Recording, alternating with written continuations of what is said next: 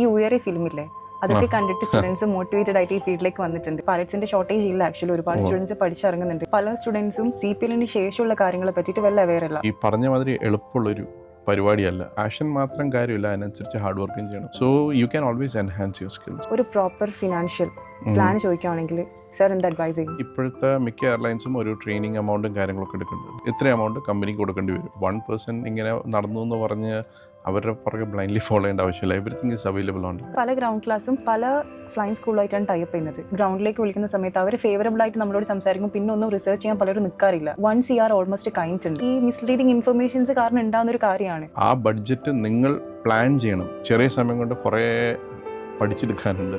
ജോലി കിട്ടാൻ കുറച്ച് ബുദ്ധിമുട്ടായിരുന്നു. If you are in the right place the right time you can do it. 2 years എടുത്തിട്ടും CPL കംപ്ലീറ്റ് ചെയ്യാത്ത സ്റ്റുഡൻസ് ഉണ്ട്. We all know the answer is a clear no. 55 lakhs നമ്മൾ spend ചെയ്യുകയാണെങ്കിൽ ഒരു ലക്ഷറിയസ് ലൈഫ് സ്റ്റൈൽ ഈ ഒരു ഫീൽഡിന് guarantee ചെയ്യാൻ പറ്റുമോ? ഏവിയേഷൻ എന്ന് പറഞ്ഞാൽ it's a never ending learning process.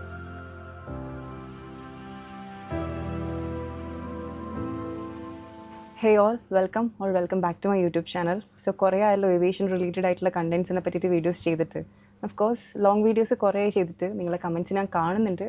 പക്ഷെ അതിൽ പലരും ഒരു 10% സ്റ്റുഡൻസിൻ്റെ കംപ്ലയിൻസ് ആണ്, നെഗറ്റീവ്സ് ആണ് ഞാൻ പലതും പറയുന്നതെന്ന്.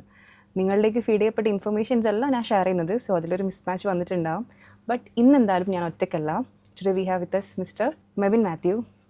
സോ ആളൊരു സീനിയർ ഫസ്റ്റ് ഓഫീസറാണ്. Let's welcome mister Mebin. Hi, thank you. So നിങ്ങളുടെ കരിയർ ജേണി, അതായത് ഇപ്പോൾ സീനിയർ ഫസ്റ്റ് ഓഫീസറായിട്ട് വർക്ക് ചെയ്യാണ് ഒരു വെൽ നോൺ എയർലൈൻസിൽ. സോ ഇതുവരെയുള്ള നിങ്ങളുടെ ഒരു കരിയർ ജേണി ജസ്റ്റ് ഒന്ന് ബ്രീഫായിട്ട് എക്സ്പ്ലെയിൻ ചെയ്യാൻ പറഞ്ഞാൽ. ഞാൻ എൻ്റെ CPL ഇനിഷ്യലി ചെയ്തത് ന്യൂസിലൻഡിൽ നിന്നാണ്. അവിടുന്ന് പിന്നെ നാട്ടിൽ വന്ന് കൺവേർട്ട് ചെയ്തിട്ട് ഇന്ത്യൻ CPL എടുത്തു. പിന്നെ 2016 എനിക്കൊരു ബ്രേക്ക് ത്രൂ കിട്ടി. ഐ വാസ് ജെറ്റ് എയർവേസിൽ ഞാൻ ജോയിൻ ചെയ്തു. പിന്നെ അത് കഴിഞ്ഞിട്ട് അതിൻ്റെ ഷട്ട് ഡൗൺ ചെയ്ത് കഴിഞ്ഞിട്ട് ഇപ്പോൾ ഞാൻ ഒരു വെൽ റെപ്യൂട്ടഡ് എയർലൈൻസിൽ സീനിയർ ഫസ്റ്റ് ഓഫീസറായിട്ട് വർക്ക് ചെയ്യുക. ഓൾമോസ്റ്റ് 3000 hours ക്ലോക്ക് ചെയ്തിട്ടുണ്ട്. സോ നമുക്ക് ഫസ്റ്റ് തന്നെ ബേസിൽ നിന്ന് സ്റ്റാർട്ട് ചെയ്യാം. It's from ground to CPL. ഇപ്പോഴുള്ളൊരു കോമൺ ട്രെൻഡാണല്ലോ പല ഇൻസ്ട്രക്ടേഴ്സും, അതായത് CPL കഴിഞ്ഞ് പഠിച്ചിറങ്ങുന്ന ആൾക്കാർ നാട്ടിൽ ഇൻസ്ട്രക്ടറായിട്ട് വർക്ക് ചെയ്യുക, അല്ലെങ്കിൽ ഒരു ഗ്രൗണ്ട് ക്ലാസ് സ്റ്റാർട്ട് ചെയ്യുക, ദെൻ ഇൻസ്ട്രക്ട് ലൈക്ക് അപ്കമിങ് സ്റ്റുഡൻസിന് നെക്സ്റ്റ് ജനറേഷന് ക്ലാസ്സസ് പ്രൊവൈഡ് ചെയ്യുക. ആക്ച്വലി ഒരു സ്റ്റുഡൻറ് പെർസ്പെക്റ്റീവിൽ നോക്കുമ്പോൾ അല്ലെങ്കിൽ ഒരു ടീച്ചർ പെർസ്പെക്റ്റീവിൽ നോക്കുമ്പോൾ ആക്ച്വലി അതൊരു നല്ല കാര്യമാണ്. അപ്കമിങ് ജനറേഷനെ മോൾഡ് ചെയ്തെടുക്കുക. അതല്ലാണ്ട് ഒരു റിയൽ പാലറ്റിനല്ലാണ്ട് CPL ശേഷമുള്ള ഒരു ജേർണി ഒരു സ്റ്റുഡൻറ്റിനെ പ്രോപ്പറായിട്ട് ഗൈഡ് ചെയ്യാൻ പറ്റും തോന്നുന്നുണ്ടോ? ഇതിൽ രണ്ട് ആസ്പെക്റ്റീവ് ഉണ്ട്. ആൾക്കാർ ഈ പ്രോസസ്സിൽ വന്ന് കഴിഞ്ഞേക്കുന്ന ആൾക്കാരാണെങ്കിൽ അവർക്ക് പെട്ടെന്നൊരു വ്യൂ ഉണ്ട്, റിയൽ ലൈഫ് എക്സ്പീരിയൻസ് ഉണ്ട്. ബാക്കി എന്ന് പറയുകയാണെങ്കിൽ ഞങ്ങളുടെ ഫ്രണ്ട്സിനോട് പറയും ഇങ്ങനെ ത്രൂ ആണ് വന്നേക്കുന്നത്. അപ്പോൾ അവർക്ക് ഈ പെർസ്പെക്റ്റീവിൽ നിന്ന് വേറെ ആൾക്ക് ഗൈഡ് ചെയ്യാമെന്ന് മാത്രമേ ഉള്ളൂ. ബട്ട് റിയൽ ലൈഫിൽ അനുഭവിച്ച ആൾക്കാർക്ക് കുറച്ചുകൂടെ ബെറ്റർ പോയിന്റ് ഓഫ് വ്യൂ കിട്ടും. കുറച്ചുകൂടെ നല്ല രീതിയിൽ ഗൈഡ് ചെയ്യാനും പറ്റും. പ്രോസസ്സിൽ എന്തൊക്കെയാണ് നടന്നത്, എന്തൊക്കെയാണ് വന്നുകൊണ്ടിരുന്നത്, എന്താണ് അവർ എക്സ്പെക്റ്റ് ചെയ്തുകൊണ്ടിരുന്നത്, എന്തൊക്കെ അവർ എക്സ്പെക്റ്റ് ചെയ്തുകൊണ്ടിരുന്നില്ല, സർപ്രൈസ് ആയിട്ട് എന്തൊക്കെ വന്നു എന്തൊക്കെ വന്നില്ല. സോ അവർക്ക് കുറച്ചുകൂടെ കൂടുതൽ ക്ലാരിറ്റി ഉണ്ടാവും. അറ്റൻഡ് പ്രോസസ്സ് പോയ ആൾക്കാർ better than the person who has not gone through it.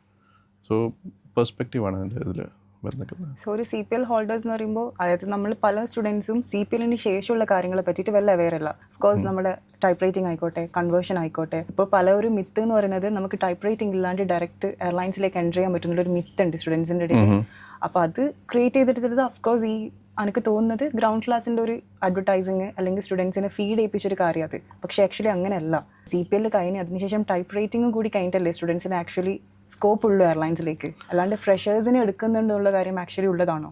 ചില എയർലൈൻ ഫ്രഷേഴ്സിന് എടുക്കുന്നുണ്ട്. പക്ഷേ ഇപ്പോഴത്തെ ഒരു ട്രെൻഡ് എന്ന് പറഞ്ഞു കഴിഞ്ഞാൽ അത് വളരെ കുറവാണ്. വളരെ ചുരുക്കം കമ്പനീസ് മാത്രമാണ് അങ്ങനെ ഒരു ഫ്രഷേഴ്സിനെ ഓപ്റ്റ് ചെയ്തുകൊണ്ടിരിക്കുന്നത്. മിക്ക കമ്പനികളും ഇപ്പോഴത്തെ ഇന്ത്യയിലുള്ള മിക്ക കമ്പനികളും ടൈപ്പ് റൈറ്റിംഗ് കഴിഞ്ഞ ആൾക്കാരാണ് പ്രിഫർ ചെയ്യുന്നത്. കാരണം എന്ന് വെച്ചിട്ടുണ്ടെങ്കിൽ അവർക്ക് അത്രയും സമയലാഭമുണ്ട്. ഒരു ടൈപ്പ് റൈറ്റിങ്ങിന് അപ്രോക്സിമേറ്റ്ലി 3 to 4 months എക്സ്ട്രാ എടുക്കുന്നുണ്ട്. അത്രയും സമയം കമ്പനി ഒരു കാഡറ്റിൻ്റെ മേലിൽ വേസ്റ്റ് ചെയ്യുന്നതിനേക്കാളും എന്തുകൊണ്ടും നല്ലത് അവർക്ക് ആ 4 മാസം അവർക്ക് റിക്വയർമെൻറ്റ് വരികയാണെങ്കിൽ ആ 4 മാസം അവർക്ക് ലാഭിക്കാമല്ലോ. സോ ടൈപ്പ് റൈറ്റിംഗ് കഴിഞ്ഞിരിക്കുകയാണെങ്കിൽ നിങ്ങളുടെ പോസിബിലിറ്റി കുറച്ച് കൂടുമെന്ന് മാത്രമേ ഉള്ളൂ. ടൈപ്പ് റൈറ്റിംഗ് കഴിഞ്ഞ് ഇരിക്കുന്നത് ഇറ്റ്സ് മച്ച് മോർ അഡ്വാൻറ്റേജ്. അപ്പോൾ ഞാൻ ഈ ഫീൽഡിലേക്ക് വന്ന ടൈമിൽ എൻ്റെ അടുത്ത് മെയിനായിട്ട് എനിക്ക് ഫിനാൻഷ്യലി ഉള്ള കാര്യങ്ങൾ ഡിസ്കസ് ചെയ്തപ്പോൾ പല ഇൻസ്റ്റിറ്റ്യൂട്ടും ഓൾമോസ്റ്റ് എല്ലാ ഇൻസ്റ്റിറ്റ്യൂട്ടും എന്നോട് പറഞ്ഞ കാര്യം ഓക്കെ CPLന് ശേഷം നിങ്ങൾക്ക് ഡയറക്റ്റ് എയർലൈൻസിലേക്ക് കയറാൻ പറ്റും. അങ്ങനെ ഒരു പെർസ്പെക്റ്റീവാണ് എനിക്ക് തന്നത്, എന്നെ അങ്ങനെ ഫീഡ് ചെയ്യിപ്പിച്ചത്. ഇപ്പോഴത്തെ കറണ്ട് സിനാറിയോയിൽ തന്നെ സാർ പറഞ്ഞ പോലെ അത്ര പോസിബിൾ അല്ല. സോ ഇനി അപ്കമിങ് സിനാറിയോ ഇപ്പം തന്നെ പൈലറ്റ്സിന്റെ ഷോർട്ടേജ് ഇല്ല ആക്ച്വലി, ഒരുപാട് സ്റ്റുഡൻസ് പഠിച്ചിറങ്ങുന്നുണ്ട്. സോ ഫ്രഷേഴ്സിന് പൈലറ്റ്സ് ആയിട്ട് എയർലൈൻസ് അപ്പോയിൻമെന്റ് ചെയ്യുന്നുള്ള കാര്യത്തിൽ അത്ര പോസിബിലിറ്റി ഇല്ല ആക്ച്വലി, റൈറ്റ്? ആ ഡിമാൻഡ് അനുസരിച്ചാണ് ഇതെല്ലാം വന്നുകൊണ്ടിരിക്കുന്നത്. ആൾക്കാരില്ലെങ്കിൽ ഫ്രഷേഴ്സിനെ അവരെടുക്കും. പണ്ടത്തെ സാഹചര്യത്തിൽ there was A saying that DGCA CPL issue ചെയ്യാൻ കൊടുക്കുമ്പോൾ അപ്പം തന്നെ അപ്പോയിൻമെന്റ് ലെറ്റർ കൊടുത്തിരുന്ന ഒരു കാലം ഉണ്ടായിരുന്നു. അന്ന് പൈലറ്റ്സിന്റെ ഷോർട്ടേജ് ഉണ്ടായിരുന്നു. ഇപ്പോൾ ട്രെൻഡ് എല്ലാം മാറി. So type writing is always advisable. Possibility of A freshers hardly 20 to 25% ഇന്നത്തെ സാഹചര്യത്തിൽ അത്രമാത്രം കിട്ടുള്ളൂ. എനിക്ക് വന്ന മെസ്സേജിൽ കോമൺ ആയിട്ട് ഞാൻ കണ്ടൊരു ട്രെൻഡാണ്, അതായത് ഈ ഉയരെ ഫിലിമില്ലേ അതൊക്കെ കണ്ടിട്ട് സ്റ്റുഡൻസ് മോട്ടിവേറ്റഡ് ആയിട്ട് ഈ ഫീൽഡിലേക്ക് വന്നിട്ടുണ്ട്. ഒരു ആഗ്രഹത്തിന്റെ പുറത്താണ് ഓഫ് കോഴ്സ് പലരും വരുന്നത്, സ്വപ്നങ്ങൾ ആഗ്രഹത്തിന്റെ പുറത്ത്. പക്ഷെ അതിന്റെ അർത്ഥം എല്ലാവരും മെന്റ് ടു ബിക്കം എ പൈലറ്റ് അങ്ങനെയല്ലല്ലോ. അപ്പോൾ ഇത്രയും ലാക്സ് സ്പെൻഡ് ചെയ്ത് ഈ ഫീൽഡിലേക്ക് വരാം, അതെല്ലാവർക്കും ഈസിലി ആക്സസിബിൾ ആണെന്നില്ലല്ലോ cockpit. So from your experience what you think, like easily അല്ലെങ്കിൽ ഗ്രാജുവലി ബിൽഡ് ചെയ്തെടുക്കാൻ പറ്റുന്ന ഒന്നാണ് ഈ ഫ്ലൈങ് സ്കിൽ? ഒന്നാമത് ആ പടത്തിൽ തന്നെ കാണിക്കേണ്ടത് പാഷൻ മാത്രമല്ല ആ ക്യാരക്ടറിന് ഉണ്ടായിരുന്നത്, അതിൻ്റെ പുറകെ കുറേ ഹാർഡ് വർക്കും ഉണ്ടായിരുന്നു. സോ പാഷൻ മാത്രം കാര്യമില്ല, അതിനനുസരിച്ച് ഹാർഡ് വർക്കും ചെയ്യണം. ഫസ്റ്റ് നമ്മുടെ ഗ്രൗണ്ട് ക്ലാസ്സസും ഗ്രൗണ്ട് ബേസിക്സ് എല്ലാം സ്ട്രോങ് ആക്കി കഴിഞ്ഞ് കഴിഞ്ഞാൽ പിന്നെ ഫ്ലൈയിങ് സ്കിൽസ് നമുക്ക് നല്ലൊരു ഇൻസ്ട്രക്ടർ ഉണ്ടെങ്കിൽ നമ്മുടെ സ്കിൽ എൻഹാൻസ് ചെയ്യാൻ മാത്രം പറ്റുള്ളൂ. നോളജ് നമ്മൾ പ്രാക്ടിക്കലിലേക്ക് അപ്ലൈ ചെയ്ത് കഴിയുമ്പോഴത്തേക്കും നമ്മുടെ ആ സ്കില്ല് നാച്ചുറലി ഡെവലപ്പ് ആയിക്കൊണ്ടിരിക്കും. സോ ഇതിൽ നമുക്ക് വേണ്ട ആറ്റിറ്റ്യൂഡ് എന്ന് പറഞ്ഞു കഴിഞ്ഞാൽ ഫസ്റ്റ് ആ നോളജ് അക്വയർ ചെയ്യുക, ആ നോളജ് എങ്ങനെ അപ്ലൈ ചെയ്യുന്നു നോക്കുക, ആ സ്കില്ല് നമ്മൾ വീണ്ടും പ്രാക്ടീസ് ചെയ്ത് റിഫൈൻ ചെയ്ത് കണ്ടിന്യൂ ആയിട്ട് പോയിക്കൊണ്ടിരിക്കുക. So you can always enhance your skills. ഈ CPLന് വേണ്ടിയിട്ട് സ്പെൻഡ് ചെയ്യുന്നത് ഓൾമോസ്റ്റ് ഒരു 50 to 60 ആ ഒരു റേറ്റ് വരുന്നുണ്ട് നമ്മൾ സ്പെൻഡ് ചെയ്യാൻ വേണ്ടിയിട്ട്. പല ആൾക്കാർക്കും ഇത്രക്കാര്യം സ്പെൻഡ് ചെയ്യാനുള്ള കപ്പാസിറ്റി ഉള്ള ഫാമിലി എന്നല്ല പലരും വരുന്നത്. സോ അങ്ങനത്തെ ഒരു സിനാരിയോയിൽ ഞാൻ ചോദിക്കുകയാണ്, പ്രോപ്പറായിട്ട് ഒരു ഫിനാൻഷ്യൽ അഡ്വൈസ് സ്റ്റുഡൻസിന് കൊടുക്കാൻ പറ്റുമെങ്കിൽ ലൈക്ക് അപ് ടു CPL വരെ നിങ്ങൾക്ക് ഇത്ര ഓക്കെ ആണ്, അത് കഴിഞ്ഞിട്ടുള്ള കാര്യങ്ങളിൽ അങ്ങനത്തെ ഒരു പെർസ്പെക്റ്റീവിൽ ഒരു പ്രോപ്പർ ഫിനാൻഷ്യൽ പ്ലാൻ ചോദിക്കുകയാണെങ്കിൽ സാർ എന്ത് അഡ്വൈസ് ചെയ്യും? ഫസ്റ്റ് ഈ CPL എമൗണ്ട് എന്ന് പറയുന്നത് അത് അവിടെ കൊണ്ട് നിൽക്കുന്നില്ല. നമ്മളൊരു കൊമേഴ്ഷ്യൽ പൈലറ്റ് ലൈസൻസ് ഒരു ഏവിയേഷൻ ഫീൽഡിൽ ഒരു ഫസ്റ്റ് ഓഫീസറായിട്ട് എത്തണമെന്നുണ്ടെങ്കിൽ it's just a start. Secondly എന്ന് പറയുകയാണെങ്കിൽ ഇപ്പോഴത്തെ മിക്ക എയർലൈൻസും ഒരു ട്രെയിനിങ് എമൗണ്ടും കാര്യങ്ങളൊക്കെ എടുക്കുന്നുണ്ട്. That will approximately 30 to 55 lakhs അടുത്ത് ഇപ്പോൾ ട്രെയിനിങ്ങിന് വേണ്ടിയിട്ട് മിക്ക കമ്പനിക്കാരെടുക്കുന്നുണ്ട്. ഇപ്പോൾ ഫ്രഷർ CPL ഇറങ്ങി വന്നു കഴിഞ്ഞാൽ ഇത്ര എമൗണ്ട് കമ്പനിക്ക് കൊടുക്കേണ്ടി വരും. അതല്ലെങ്കിൽ നമ്മൾ ടൈപ്പ് റൈറ്റിങ്ങിന് പോകണമെങ്കിൽ അപ്രോക്സിമേറ്റ്ലി 20 to 25 lakhs അതിൻ്റെ അടുത്ത് ടൈപ്പ് റൈറ്റിങ്ങിന് മാത്രം വരുന്നുണ്ട്. ഇത് കൂടാണ്ട് നമ്മൾ ആരും ഫോർസി ചെയ്യാത്ത ഒരു കാര്യമാണ് നമ്മുടെ പേഴ്സണൽ എക്സ്പെൻസ് വരുന്നത്. നമ്മൾ എത്ര വർഷം ഇതിനു വേണ്ടിയിട്ട് പോകുന്നു അതിനനുസരിച്ചുള്ള നമ്മുടെ പേഴ്സണൽ എക്സ്പെൻസസും അതിനനുസരിച്ച് കൂടിക്കൊണ്ടിരിക്കും, ട്രാവൽ എക്സ്പെൻസും കാര്യങ്ങളൊക്കെ. ഇതെല്ലാം കൂട്ടി കഴിഞ്ഞ് കഴിയുമ്പോൾ നമുക്ക് ഫീസിൻ്റെ വാല്യൂ മാത്രം അപ്രോക്സിമേറ്റ്ലി 80 lakhs അടുത്ത് വരുന്നുണ്ട്. ബാക്കി അതർ എക്സ്പെൻസസും വരുന്നുണ്ട്. ഇത്രയും എമൗണ്ട് നിങ്ങൾക്ക് അഫോർഡബിൾ ആണെങ്കിൽ if you have a source it's a very good career to pursue. Okay, സത്യം പറയുകയാണെങ്കിൽ CPLനെ പറ്റിയിട്ടുള്ളൊരു ഇമേജ് മാത്രമേ പല സ്റ്റുഡൻസിനും ഉള്ളൂ.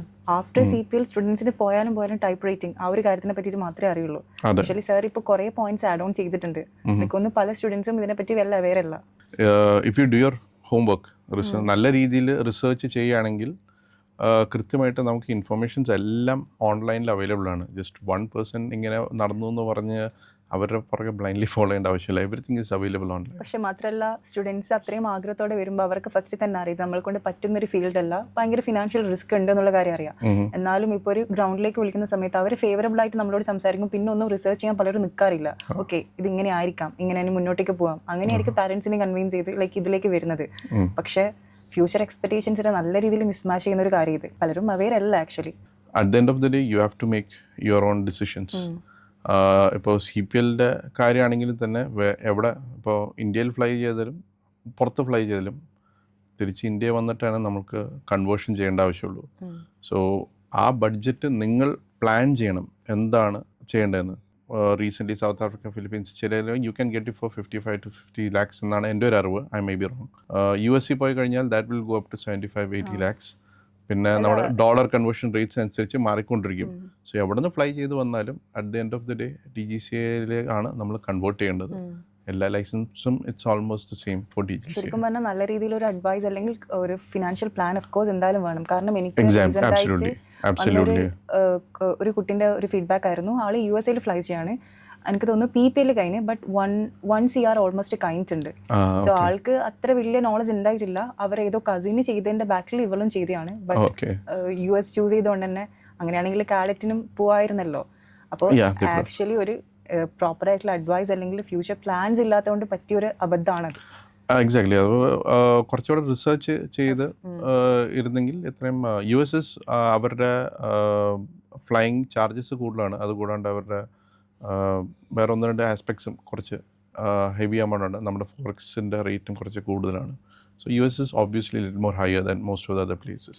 പിന്നെ പല ഗ്രൗണ്ട് ക്ലാസ്സും പല ഫ്ലൈങ് സ്കൂളായിട്ടാണ് ടൈപ്പ് ചെയ്യുന്നത്. സോ അവർ ഏത് കൺട്രിയിലേക്കാണ് സ്റ്റുഡൻസിനെ അയക്കുന്നത് ആ കൺട്രിക്ക് ഫേവറബിൾ ആയിട്ടാണ് എനിക്ക് പേഴ്സണലി ഞാൻ അന്വേഷിച്ച സമയത്ത് എനിക്ക് കിട്ടിയ ആൻസേഴ്സ്. സോ അവർ ഇന്ത്യയിൽ ഫ്ലൈങ്ങിന് അയക്കുന്ന സ്റ്റുഡൻസിനെ ആണെങ്കിൽ അവർ പറയും ഓക്കെ ഇന്ത്യൻ ഫ്ലൈങ് അതായത് ഇന്ത്യൻ വെതറുമായിട്ട് അഡാപ്റ്റ് ആയ ഒരു സ്റ്റുഡൻറ്റിനല്ലേ ഇന്ത്യൻ പാലറ്റ് ആകുമ്പോൾ കുറച്ചും കൂടി എടുക്കുക, ലൈക്ക് എന്താ പറയുക, കുറച്ചും കൂടി അഡ്വാൻറ്റേജസ് ഉണ്ടാവും. സോ നിങ്ങൾക്ക് എയർലൈൻസിൽ കയറുമ്പോൾ അതൊരു അഡ്വാൻറ്റേജ് ആയിരിക്കും. അങ്ങനത്തെ കുറേ മാനിപ്പുലേഷൻസ് എനിക്ക് കിട്ടിയിട്ടുണ്ട്. അങ്ങനെ ചോദിക്കുകയാണെങ്കിൽ ഇപ്പോൾ US അവർ ചൂസ് ചെയ്യാൻ കാരണം ക്വാളിറ്റി ഓഫ് ട്രെയിനിങ് ആണ്. ഇന്ന കൺട്രിയിൽ ചൂസ് ചെയ്താൽ ഇന്ന കൺട്രിയിൽ ഫ്ലൈ ചെയ്താൽ നിങ്ങൾക്ക് എയർലൈൻസിൽ കയറാനുള്ള ഓപ്പർച്യൂണിറ്റീസ് കൂടും. ഇത്ര ക്വാളിറ്റി ഫ്ലൈങ് നിങ്ങൾക്ക് എടുക്കുകയാണെങ്കിൽ നിങ്ങൾക്ക് എയർലൈൻസ് ഓപ്പർച്യൂണിറ്റീസ് കൂടും. അങ്ങനത്തെ എന്തെങ്കിലും കാര്യമുണ്ടോ അതോ ഇതൊരു മിത്താണോ? ഞാൻ ഇൻഡക്ഷന് ചെന്ന സമയത്ത് എനിക്ക് അങ്ങനെ ഒരു ഫീലിംഗ് കിട്ടിയിട്ടില്ല. I may be wrong. കാരണം ഇൻ്റർവ്യൂസ് അന്ന സമയത്ത് എന്താണ് ചിന്തിക്കുന്നതെന്ന് എനിക്ക് കൃത്യമായിട്ട് അറിയാൻ മേല. ബട്ട് ഇൻ്റർവ്യൂവിന് ചെന്ന് കഴിഞ്ഞപ്പോൾ നമ്മുടെ ഐഡൻറ്റിറ്റി എന്ന് പറയുന്നത് നമ്മുടെ CPL ആണ്. So if you have a CPL you are eligible irrespective of എവിടെ ഫ്ലൈ ചെയ്തു എന്ന് വിചാരിച്ചാലും you are eligible to attend an airline interview. ഇത്രയും മാത്രമേ ഇത് ചെയ്യുന്നുള്ളൂ. So wherever you fly is നിങ്ങളുടെ പേഴ്സണൽ ചോയ്സാണത്. സോ നിങ്ങളുടെ പേഴ്സണൽ ചോയ്സ്, അത് നിങ്ങളുടെ ബഡ്ജറ്റ് വെച്ചിട്ട് നോക്കുന്നതായിരിക്കാം, അല്ലെങ്കിൽ നിങ്ങളുടെ ഏരിയ വെച്ചിട്ട് നോക്കണമെന്നാവാം. എവിടെ ഫ്ലൈ ചെയ്യുന്നത് നിങ്ങളുടെ പേഴ്സണൽ ചോയ്സാണ്. അത് ഐ കനോട്ട് കമൻറ്റ് ലൈക്ക് ഇവിടെ പോയി പഠിക്കണം അവിടെ പോയി പഠിക്കണമെന്ന് പറയാൻ പറ്റില്ല. അത് നിങ്ങൾ സ്ട്രിക്ട്ലി നിങ്ങളുടെ പേഴ്സണലാണ്. നിങ്ങൾ റിസർച്ച് ചെയ്യുക ഏത് കൺട്രിയാണ് നിങ്ങൾക്ക് ഫീസിബിളായിട്ട് വരുന്നത്, either financially or personal safety. അങ്ങനെ പല കാരണങ്ങളുണ്ടാവുമല്ലോ, നിങ്ങളുടെ പേഴ്സണൽ ആയിട്ടുള്ള റീസൺസ് ഉണ്ടാവുമല്ലോ. ആ റീസൺ എന്താണെന്ന് നിങ്ങൾ തന്നെ കണ്ടുപിടിക്കണം. എന്നാലേ മാത്രമാണ് യു ക്യാൻ ഗോ ഫോർവേഡ് വിത്ത്. പക്ഷേ പല പാരൻസും ഇപ്പോൾ എന്നെ കോൾ ചെയ്യുന്ന സമയത്ത് അവർ പറയുന്ന കാര്യം എന്ന് വെച്ചാൽ നമുക്ക് US ചൂസ് ചെയ്യാം, എന്തായാലും ഇത്രയും എമൗണ്ട് സ്പെൻഡ് ചെയ്യുന്നുണ്ടല്ലോ. സോ എൻ്റെ കുട്ടിക്ക് എയർലൈൻസിൽ കുറച്ചും കൂടി ഓപ്പർച്യൂണിറ്റി ഉള്ളത് ഈ ഒരു കൺട്രിയിൽ ഫ്ലൈ ചെയ്യുകയാണെങ്കിൽ എന്നാൽ പിന്നെ ഈ കൺട്രിയിൽ ഫ്ലൈ ചെയ്യാം. അത് പലപ്പോഴും ലോൺ എടുത്തിട്ടാണ് ഇത്ര വലിയൊരു എമൗണ്ട് പാരൻസ് ഉണ്ടാക്കുന്നത്. എനിക്ക് തോന്നുന്നു അത് പലപ്പോഴും ഈ മിസ്ലീഡിങ് ഇൻഫർമേഷൻസ് കാരണം ഉണ്ടാകുന്ന ഒരു കാര്യമാണ്. അല്ലാണ്ട് ലൈക്ക് അങ്ങനെ നോക്കുക എല്ലാവരും ബഡ്ജറ്റിൽ നിൽക്കുക ആ ഒരു പ്ലാനല്ലേ പിടിക്കുള്ളൂ. ബട്ട് എന്നാലും മിസ്ലീഡിംഗ് ആയിട്ടുള്ള പല ഇൻഫർമേഷൻസും കാരണമാണ് ആൾക്കാർ ഇത്ര വലിയൊരു ഫിനാൻഷ്യൽ ബേർഡൻ തലയിലെടുത്ത് വെക്കുന്നത്. കുറച്ച് മുമ്പ് പറഞ്ഞതുപോലെ ഞാൻ ഇൻ്റർവ്യൂവിന് ചെന്ന് കഴിഞ്ഞപ്പോൾ എൻ്റെ എക്സ്പീരിയൻസ് ആണ്, ഞാനൊരു CPL ഹോൾഡറാണ്. എവിടെ നിന്ന് ഫ്ലൈ ചെയ്തു ഏത് ഫ്ലൈ ചെയ്യുന്നു എന്ന് ആ ടൈമിൽ കമ്പനി നോക്കി എന്ന് എനിക്ക് തോന്നുന്നില്ല. സോ എവിടെ ഫ്ലൈ ചെയ്യണമെന്ന് പറഞ്ഞത് ഇറ്റ്സ് ദെയർ പേഴ്സണൽ പ്രിഫറൻസ്. അവർക്ക് ബഡ്ജറ്റാണ് നോക്കുന്നെങ്കിൽ they can go somewhere else. And if they can afford US ഈ പറഞ്ഞ എക്സ്ട്രാ ഇതൊക്കെ പേഴ്സണൽ ആയിട്ടുള്ളൊരു ഡിസിഷൻ. അത് ഒരു ഗ്രൗണ്ട് ക്ലാസ്സിന് അല്ലെങ്കിൽ ഒരു ഫ്ലൈങ് സ്കൂളിന് അറ്റ്ലീസ്റ്റ് 1% ഹോൾഡ് എയർലൈൻസിലുണ്ടോ? We all know the answer is a clear no. But എന്നാലും പല ഫ്ലൈങ് സ്കൂളും ഫ്ലൈങ് അല്ല ഗ്രൗണ്ട് ക്ലാസ്സും ഡയറക്റ്റ് അല്ലെങ്കിൽ ഇൻഡയറക്റ്റ് ആയിട്ട് സ്റ്റുഡൻസിലേക്ക് ഫീഡ് ചെയ്യുന്ന ഒരു ഇൻഫർമേഷൻസ് ആണ്. ലൈക്ക് നമ്മൾ കൂടെ ഫ്ലൈ ചെയ്യുകയാണെങ്കിൽ നിങ്ങൾക്ക് ഡയറക്റ്റ് എയർലൈൻ ഓപ്പർച്യൂണിറ്റീസ് കുറച്ചും കൂടി കൂടുതലാണ്. നിങ്ങൾ ഇന്ന ഏരിയയിൽ ഫ്ലൈ ചെയ്യുകയാണെങ്കിൽ നിങ്ങൾക്ക് കുറച്ചും കൂടി കൂടുതൽ ഓപ്പർച്യൂണിറ്റീസ് ഉണ്ട്. സോ അങ്ങനെ ഡയറക്റ്റ് ആയിട്ടല്ല ഇൻഡയറക്റ്റ് ആയിട്ട് ഇങ്ങനത്തെ ഒരു ഇൻഫർമേഷൻ സ്റ്റുഡൻസിലേക്ക് ഫീഡ് ചെയ്യപ്പെടുന്നുണ്ട്. ആക്ച്വലി ഒരു എയർലൈൻസിന് അല്ലെങ്കിൽ ഒരു ഗ്രൗണ്ട് ക്ലാസ്സിനോ അല്ലെങ്കിൽ ഒരു ഫ്ലൈങ് സ്കൂളിനോ ഏതെങ്കിലും തരത്തിൽ ഇൻഫ്ലുവൻസ് ഉണ്ടാക്കാൻ പറ്റും ഈ എയർലൈൻസിൽ അറ്റ്ലീസ്റ്റ് 1% അതിന് എനിക്ക് കൃത്യമായൊരു ഉത്തരവില്ല. കാരണം എൻ്റെ അറിവനുസരിച്ച് എയർലൈൻസിൻ്റെ കാഡറ്റ് പ്രോഗ്രാംസ് ഉണ്ട്, അവരും ഫ്ലൈങ് ക്ലബ്ബുമാണ് ടൈപ്പ് ചെയ്ത് ഈ ഡയറക്റ്റ് എയർലൈനിലേക്കുള്ള ഒരു എൻട്രി എടുക്കുന്നത്. അതിൻ്റെ പുറത്ത് I am also not aware ഇങ്ങനൊരു സംഭവം നടക്കണ്ടോ ഇല്ലയോ എന്ന്. അതുപോലെ ഇൻഡയറക്റ്റ് ആയിട്ട് ഞാനിപ്പോൾ ആ ടൈമിൽ പല നമ്മൾ ഒരു ഫ്ലൈങ് സ്കൂളിലേക്ക് വിളിക്കില്ലല്ലോ, ഇല്ല. നമ്മൾ ഗ്രൗണ്ട് ക്ലാസ്സിലേക്ക് വിളിക്കുന്ന സമയത്ത് അവർ മിസ്ലീഡിംഗ് ആയിട്ട് ഇങ്ങനത്തെ ഒരു ഇൻഫർമേഷൻസ് എന്നിൽ ഫീഡ് ചെയ്യപ്പെട്ടിട്ടുണ്ട്. അപ്പം ഞാനും ആ ടൈമിൽ ഉദ്ദേശിച്ചിട്ടുണ്ട് ലൈക്ക് മേ ബി ശരിയായിരിക്കാം, ഞാൻ ഇന്ത്യയിലല്ല എന്തായാലും ഫസ്റ്റ് 1500 ഫ്ലൈങ് അവേഴ്സ് കംപ്ലീറ്റ് ചെയ്യണമെങ്കിൽ ആദ്യം ഇന്ത്യയിൽ ഫ്ലൈ ചെയ്യണം. സോ ഇന്ത്യൻ വെതറുമായിട്ട് അഡാപ്റ്റ് ആയാലല്ലേ എനിക്ക് കുറച്ചും കൂടി ഓപ്പർച്യൂണിറ്റീസ് ഉണ്ടാവുള്ളൂ. അങ്ങനെ ഒരു മിസ്ലീഡ്, കാരണം നമ്മൾ മാനിപ്പുലേറ്റ് ചെയ്യാൻ ഭയങ്കര ഈസി ആണല്ലോ, കാരണം എക്സ്റ്റേണൽ സോഴ്സ് ഒന്നും നമ്മുടെ അടുത്ത് ഇല്ലല്ലോ ഇൻഫർമേഷൻസിന് വേണ്ടിയിട്ട്. സോ അറ്റ്ലീസ്റ്റ് 1% എങ്കിലും ഹോൾഡ് എയർലൈൻസിന് ഉണ്ടോ എന്ന് ചോദിച്ചാൽ ഓഫ് കോഴ്സ് എനിക്ക് അതിനെക്കുറിച്ച് യാതൊരു ഐഡിയ ഇല്ല, ഇങ്ങനൊരു സെറ്റപ്പ് ഉണ്ടോ ഇല്ലെന്ന്. കാഡറ്റ് പ്രോഗ്രാംസിന് യെസ്, അത് കമ്പനി ഡയറക്റ്റ് ആയിട്ട് ഫ്ലൈയിങ് ക്ലബ്സായിട്ട് മേർജും ടൈപ്പും ചെയ്ത് നടത്തുന്ന ഒരു പ്രോഗ്രാമാണ്. സോ അവർക്ക് ദൈവമായിട്ട് അത് പക്ഷേ കമ്പനി ആണ് ഇതിൻ്റെ ഫൈനൽ ഡിസിഷനും കാര്യങ്ങളും ഏത് ടൈപ്പിലുള്ള ട്രെയിനിങ് ആണ് കൊടുക്കേണ്ടതെന്ന് ഫ്ലൈറ്റ് കമ്പനീസിന് ഫ്ലൈറ്റ് സ്കൂൾസിനോട് അഡ്വൈസ് ചെയ്യുന്നത്. അതിൻ്റെ പുറത്ത് I am not aware of it and അതിനെക്കുറിച്ച് എന്തെങ്കിലും ഡീറ്റെയിൽസ് എൻ്റെ കയ്യിലും ഇല്ല. ഞാൻ വീഡിയോസ് സ്റ്റാർട്ട് ചെയ്ത സമയത്ത് എനിക്ക് പല അപ്കമിങ് സ്റ്റുഡൻസ് മെസ്സേജ് ചെയ്തിട്ട് പറഞ്ഞ കാര്യമാണ് ഇത് ഭയങ്കര നെഗറ്റീവാണ്, ആക്ച്വലി ഇങ്ങനെയൊന്നും അല്ല. മേ ബി അവർക്ക് എക്സ്റ്റേണലി ഫീഡ് ചെയ്യപ്പെടുന്ന ഇൻഫർമേഷൻസ് ആയിരിക്കാം അവർക്ക് ഈ ഒരു മിസ്മാച്ച് ഉണ്ടാക്കാൻ കാരണം. അതല്ലാണ്ട് ഈ എയർലൈൻ ഫീൽഡിൽ അല്ലെങ്കിൽ CPL ഹോൾഡേഴ്സ് ആക്ച്വലി ഫ്ലൈ ചെയ്തുകൊണ്ടിരിക്കുന്ന പൈലറ്റ്സ് എന്നോട് പറഞ്ഞ കാര്യമാണ് thanks for sharing the reality. Actually says a lot. കാരണം നിങ്ങൾക്കല്ലേ ഈ ഫീൽഡിൽ നിൽക്കുന്ന ആൾക്കാർക്ക് മാത്രമേ ഇതിൻ്റെ ചാലഞ്ചസ്, ഡിഫിക്കൽട്ടീസ് അങ്ങനത്തെ കാര്യങ്ങളെ പറ്റിയിട്ട് അവെയർ ആയിരിക്കുള്ളൂ. സോ അങ്ങനെ ചോദിക്കുകയാണെങ്കിൽ നിങ്ങൾ ഈ ഫീൽഡിലേക്ക് വരുന്നതിന് മുമ്പ് അറിഞ്ഞിരിക്കണം എന്ന് ആഗ്രഹിക്കുന്ന ഒരു കാര്യം, ലൈക്ക് അപ്കമിങ് സ്റ്റുഡൻസിനോട് നിങ്ങൾക്ക് പറയാൻ പറ്റുന്ന ഒരു അഡ്വൈസ്, അങ്ങനെ ചോദിക്കുകയാണെങ്കിൽ? ഇതിൻ്റെ ഈ ഏവിയേഷനിലേക്ക് വരുന്നതിന് മുമ്പ് ഒരു 100% റിസർച്ച് ഒന്നും ചെയ്തിട്ടില്ല. ഒരു ബേസിക് ഐഡിയ മാത്രമേ ഉണ്ടായിരുന്നുള്ളൂ. ആ ടൈമിൽ that was the maximum I could get. ഉള്ളിലേക്ക് വന്നു കഴിഞ്ഞപ്പോഴാണ് ഇറ്റ്സ് ഈ പറഞ്ഞ മാതിരി എളുപ്പമുള്ളൊരു പരിപാടിയല്ല. കുറച്ചധികം സ്ട്രഗിൾ ഉണ്ട്. നല്ല രീതിയിൽ പഠിക്കണം, നല്ല രീതിയിൽ ഫ്ലൈ ചെയ്യുന്ന സമയത്ത് തന്നെ it's not easy to fly. ഓരോ ചെറിയ ചെറിയ കുറ്റങ്ങൾ ഇൻസ്ട്രക്ടർ ആയാലും നമ്മളോട് പറഞ്ഞു തരും. സോ നമുക്ക് പറഞ്ഞു അയ്യോ നമ്മൾ ഇതാണോ ചെയ്യുന്നത്, നമ്മൾ ചെറിയ സെൽഫ് ഡൗട്ടും കാര്യങ്ങളൊക്കെ വരാൻ തുടങ്ങും. ദെൻ അവിടെ നിന്ന് യു ഗ്രാജ്വലി ഇംപ്രൂവ്. പിന്നെ മെയിനായിട്ട് വരുന്നത് ഫിനാൻഷ്യൽ പ്ലാനിങ് ആണ്. ഫിനാൻഷ്യൽ ഏത് രീതിയിലാണ് നമുക്ക് ഏറ്റവും ചീപ്പായിട്ട് അല്ലെങ്കിൽ നമ്മുടെ ഫിനാൻസിൻ്റെ ഉള്ളിൽ ഇരുന്ന് നമുക്ക് ഈ കോഴ്സ് കംപ്ലീറ്റ് ചെയ്യാം. പിന്നെ നെക്സ്റ്റ് എന്താണ് വരുന്നത്, ടൈപ്പ് റൈറ്റിങ്ങിൻ്റെ കാര്യമൊന്നും അത്രയും വലിയൊരു നെസസറി ആവാത്തൊരു ടൈമിലായിരുന്നു ഞാൻ എൻ്റെ CPL ചെയ്തുകൊണ്ടിരുന്നത്. സോ അതിനെക്കുറിച്ച് എന്താണ് പോയിക്കൊണ്ടിരിക്കുന്നത്, ആ ടൈമിൽ എന്താണ് വന്നുകൊണ്ടിരിക്കുന്നത്, പിന്നെ മാർക്കറ്റ് എന്തോരം ആൾക്കാരുണ്ടായിരുന്നു. സോ കൂടുതൽ സ്റ്റഡി ചെയ്ത് കൂടുതൽ പ്രിപ്പയർ ചെയ്ത് കുറേ ആൾക്കാരൊക്കെ ഇൻട്രാക്ട് ചെയ്ത് എവിടെയാണ് ജോബ് ഓപ്പർച്യൂണിറ്റീസ് വരുന്നതെന്ന് പറഞ്ഞ് ഒരു കുറേ ഇത് ചെയ്യേണ്ടി വന്നു നമുക്ക്. ഇറ്റ് ഈസ് കുറച്ച് പാടാണത് നമ്മുടെ സ്കിൽ എൻഹാൻസ് ചെയ്യാനും. ഇത്രയും ചെറിയ സമയം കൊണ്ട് കുറേ പഠിച്ചെടുക്കാനുണ്ട്. ആ പഠിച്ചെടുക്കുന്ന സ്കിൽ സെറ്റ് എൻഹാൻസ് ചെയ്യണം. അത് കൂടാണ്ട് തന്നെ നമ്മുടെ പാരൻസിൻ്റെ പൈസ അധികം വേസ്റ്റ് ആവാണ്ട് നോക്കുകയും ചെയ്യണം. ഷോർട്ട് സ്പാനിൽ തന്നെ എത്രയും പെട്ടെന്ന് ജോലി കണ്ടുപിടിക്കുകയും ചെയ്യണം. ഒരു ചെറിയ സ്ട്രഗിളാണ്. ആ ടൈമിൽ 1-2 എയർലൈൻസ് നിർത്തിയതുകൊണ്ട് ജോലി കിട്ടാൻ കുറച്ച് ബുദ്ധിമുട്ടായിരുന്നു ഞാനൊക്കെ CPL പഠിച്ചിറങ്ങിയ സമയത്ത്. സോ ഒന്ന് റിസർച്ച് ചെയ്യുക, all the upcoming students how to navigate. അത് you have to do your homework. എങ്ങനെയാണ് ഈ ഫീൽഡിലേക്ക് വന്നിറങ്ങി നാവിഗേറ്റ് ചെയ്തുകൊണ്ടിരിക്കുക. ഈ ഫിനാൻസിൻ്റെ ഉള്ളിൽ തന്നെ എങ്ങനെ CPL കംപ്ലീറ്റ് ചെയ്യുക. സെൽഫ് മോട്ടിവേറ്റ് ആയിട്ട് എല്ലാപ്പോഴും എനിക്ക് പെട്ടെന്ന് ചെയ്ത് തീർക്കണമെന്ന് പറഞ്ഞു വരിക. ആരെങ്കിലും ഒരു കുറ്റമോ വല്ലതും പറഞ്ഞു കഴിഞ്ഞാൽ അത് നെഗറ്റീവായിട്ട് എടുക്കാണ്ട് how do you improve on it, ആ ഒരു മൈൻഡ് സെറ്റാണ് നമുക്ക് വേണ്ടത്. ആൻഡ് ദെൻ യെസ്, എല്ലാ പാഷൻ്റെ പുറകെ ഹാർഡ് വർക്കും വേണം.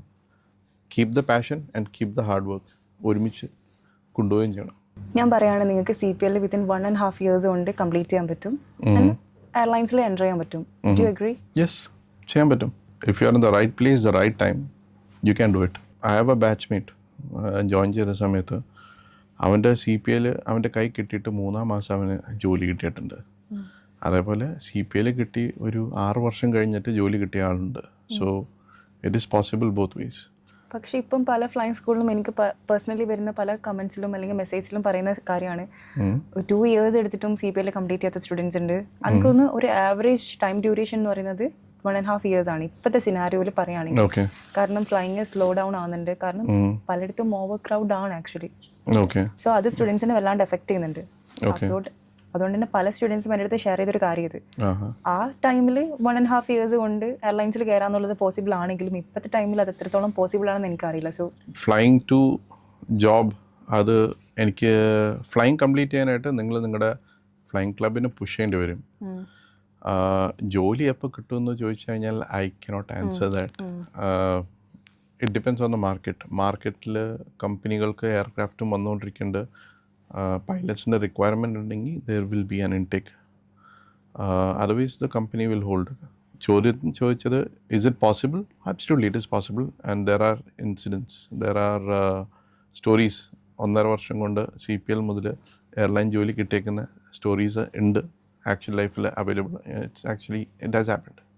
പ്രോപ്പറായിട്ട് പ്ലാനിങ് എന്തായാലും വേണം. Planning is required. റെസ്റ്റ് ഈ പറഞ്ഞ മാതിരി എല്ലാം നമ്മുടെ പ്രാർത്ഥനയും നമ്മുടെ മാതാപിതാക്കളുടെ പ്രാർത്ഥനയുടെ അനുസരിച്ചാണ് ബാക്കിത്തെ ഫ്യൂച്ചറിലായിട്ടിരിക്കുന്നത്. ഞാൻ നേരത്തെ പറഞ്ഞ പോലെ തന്നെ പലരും ആഗ്രഹത്തിന്റെ പുറത്താണ് ഈ ഫീൽഡിലേക്ക് വരുന്നത്. ആക്ച്വലി ഒരു ഗുഡ് പാലറ്റിനെ ക്രിയേറ്റ് ചെയ്യുന്നത് പാഷൻ ആണോ അതോ സ്കില്ലാണോ, or both, or is there something that ഒരു പേഴ്സണിനെ ഒരു നല്ല ഗുഡ് പാലറ്റായി ക്രിയേറ്റ് ചെയ്യുന്ന മോൾഡ് ചെയ്തെടുക്കുന്ന ഏതെങ്കിലും ഫാക്ടേഴ്സ് ഉണ്ടോ? രണ്ടും വേണം.